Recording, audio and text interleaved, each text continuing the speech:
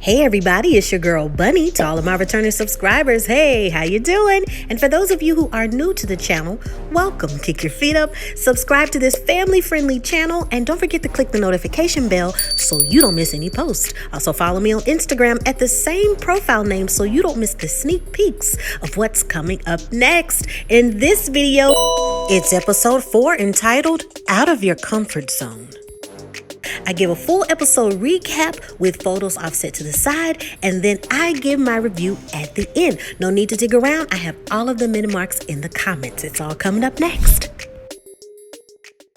It's a new week and the guys gather at the gentleman's lounge. This week, the fellas have the power to eliminate. It's time for more dates and getting out of their comfort zone. Tommy shares a story about how his wife could dance, but he couldn't, although he got out of his comfort zone in order to have fun. Take notes while out on their dates, because the next time they meet, they will have to let Tommy know who they're feeling and who will be eliminated. The first date is Aisha and Frank, and he makes it known that he had a connection with her from the beginning. He loves her confidence, her motherly aspect, and he pays attention to everything that she says. Things get steamy in the photo booth, and there are some definite sexual tensions in the air. Frank loves the fun vibes early on.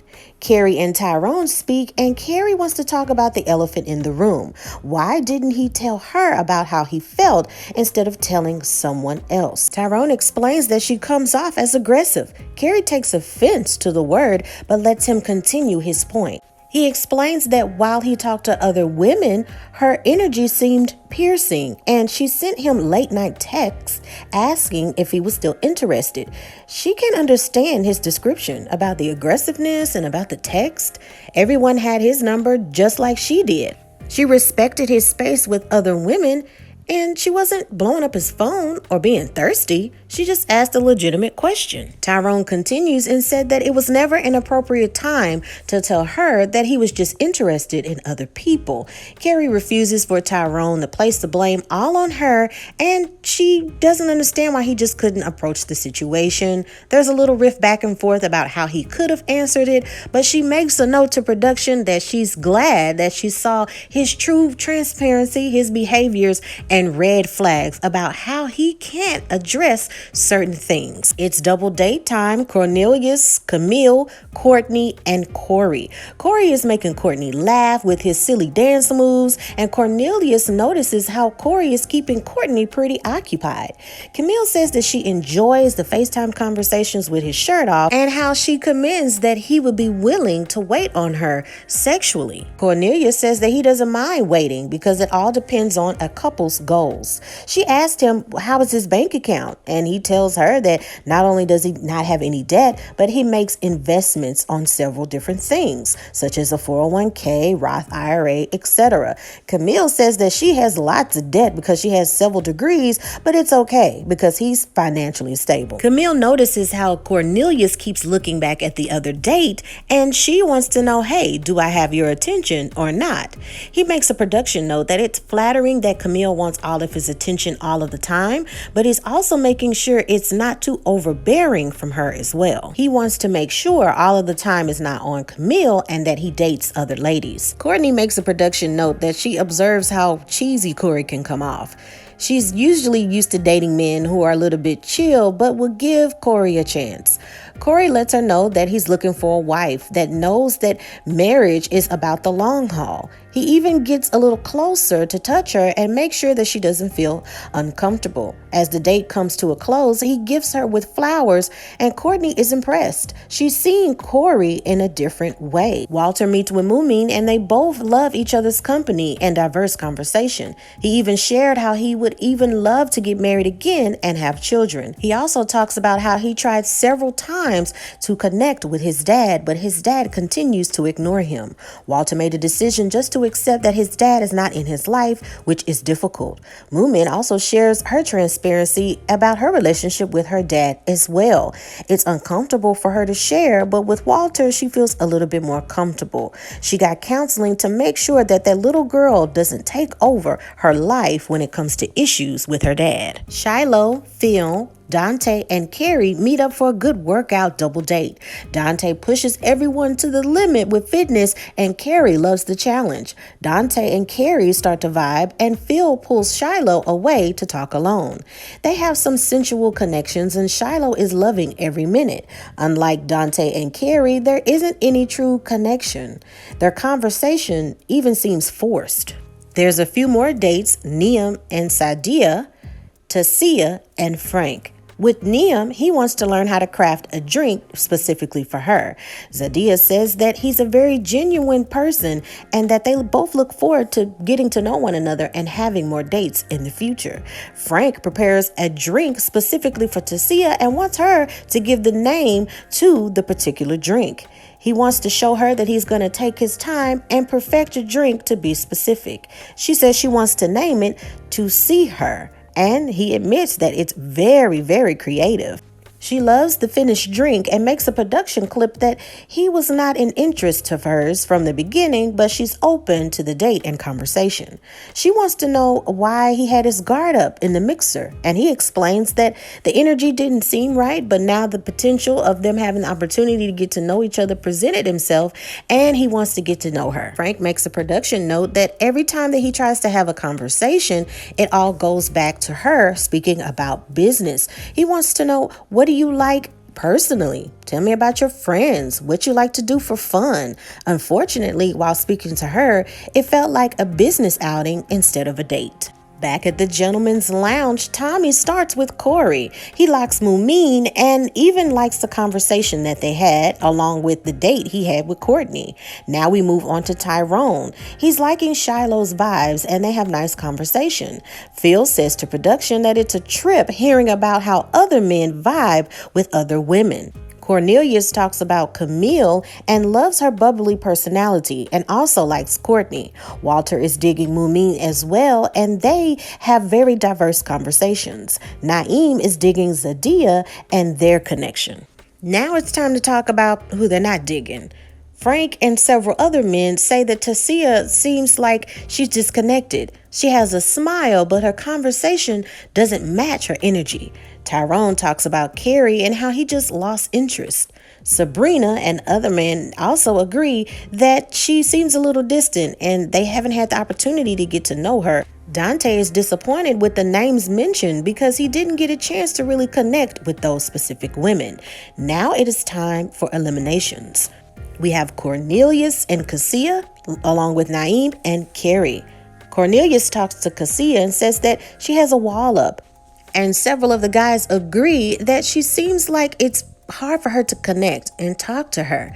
But after everybody had a conversation, they've all decided that she's still ready to love. Naeem expresses to Kheri that she's an amazing person, but collectively the men decided that there wasn't any true connections. They care for her, but unfortunately they all decided that she's not ready to love. Naeem gives her a hug, wishes her well, and says that she's a good person. Kheri is disappointed, but then she says that she's still ready for love, but maybe her true mate just wasn't with this show.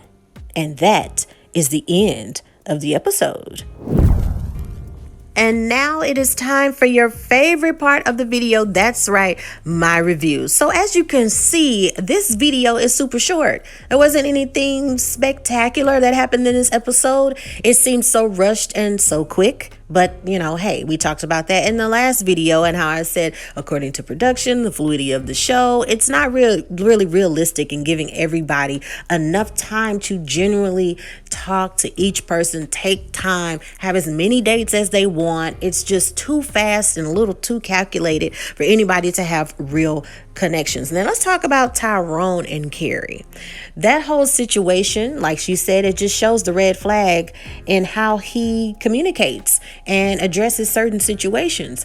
Yes, he could have handled it differently, and she said, hey, you could have came to me and just told me that directly instead of telling somebody else. But of course, in the real world, nobody can react and do things how we expect them to do it, right? So, you could have said it like this, you could have told me that.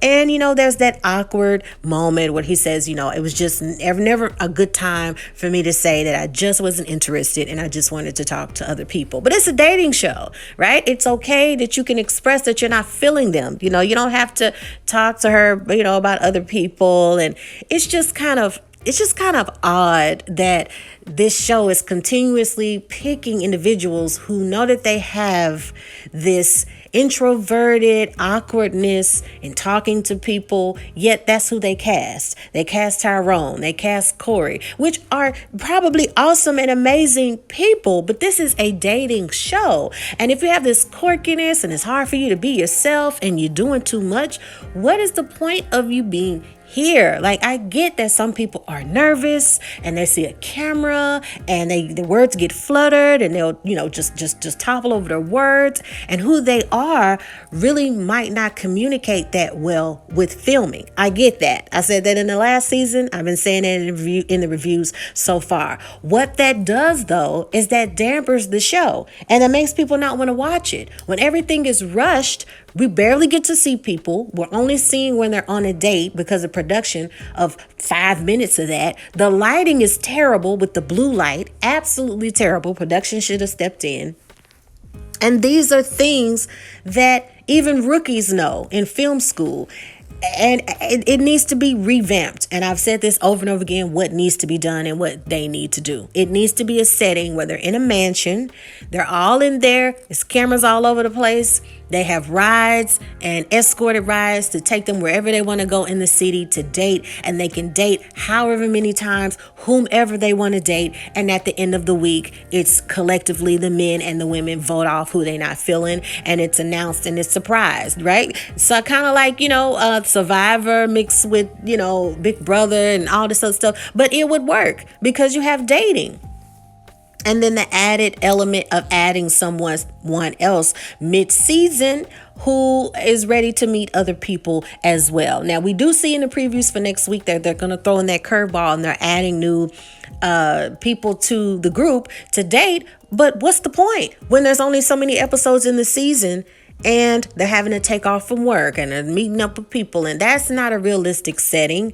And I don't think you really get to know people that well rushing it that quickly. And then on top of that, at the end of the season, you want them to make a decision of who they're going to be in a committed relationship with. I know y'all are so tired of me saying that. I say that with every review. But I have to think about the people who are new to the channel that haven't heard me say this, right? And they may be starting from this episode and moving forward. So I have to repeat a lot of stuff. Now let's talk about Camille. Girl, now I said in the review that your behaviors are on them shows like Snapped and Fatal Attraction on TV One, where you play with people's emotions and stuff comes about and you're putting yourself in danger. Every time it's something that she doesn't agree with, she has the stank face. She has the beatbox. It's like you're a grown woman. And it's looking like, I don't know if y'all looked at Living Single, but when Regine and Max went to that class, when they were like, learn yourself, love yourself, where they're teaching you how to treat yourself. And Regine is an Olympian because she wants to go for the gold, but she wants a man to run the race for her. And it's like Camille is doing it. It's like you have all this education, you have all of this knowledge, but then you talk about your debt and how it's not a problem because Cornelius is financially stable. It just makes you look incompetent, manipulative, and kind of narcissistic, right? But we shall see. I'm pretty sure we'll see more of her rhetoric later on in the season. Kheri,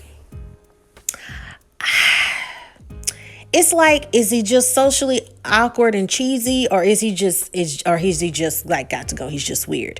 He seems like he's trying so hard to date and to set things up, but it's just his body language, and he just doesn't have that connection with women like that. And sometimes it makes the women feel uncomfortable. Can I touch you? And he's touching Courtney on her stomach and all this stuff, and it's just like, I blame the casting directors. Y'all need to be fired. And also you need to pull people. You got people that are talking about marriage and committed relationships. But in this setting of a show, it needs to be people who are ready to date That should be the title of the show. And matching up people who are honestly ready to date and continuously dating that person after filming. It's exciting. It's something that will grasp the viewer's attention. It will keep people watching. It will start more conversations.